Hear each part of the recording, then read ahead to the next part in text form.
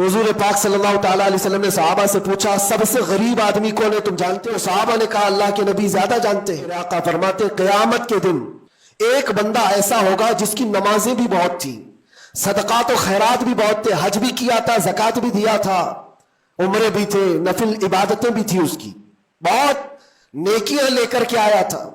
लेकिन जिस वक्त वो अदालत इलाही में पेश हुआ तो कई लोग खड़े हो गए, इधर से उधर से आए, रब ताला से कहने लगे, मौला ये नेक तो बहुत है, नमाजें इसकी बहुत है, हज भी किया है, उम्र भी किया है, लेकिन मेरे पैसे भी दबा कर रखा था। कोई कहता है कि मौला मेरा हक इसके ऊपर बनता है, इसने मुझे गाली दी थी। कोई कहता है कि मौला मेरा भी हक बनता है, इसने मुझे मारा था। कोई कहता है मौला मेरा भी हक बनता है, इसने मेरे पीठ पीछे मुझसे चुगली की थी और लड़ाने की कोशिश की थी, मेरा हक बनता है इस पर।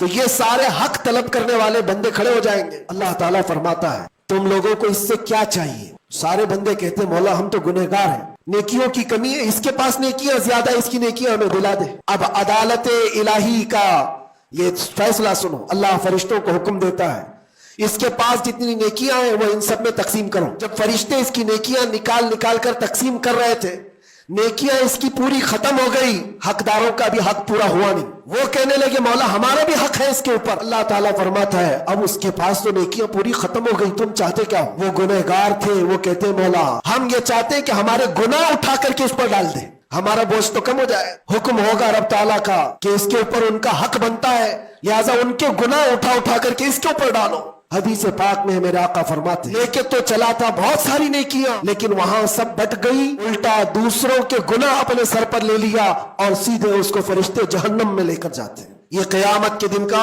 सबसे मुफलिस आदमी है, सबसे गरीब। इसीलिए ए लोगों, हुकूकुल इबाद में कभी गिरफ्तार मत होना। दुनिया में किसी का हक दबा कर मत रखना।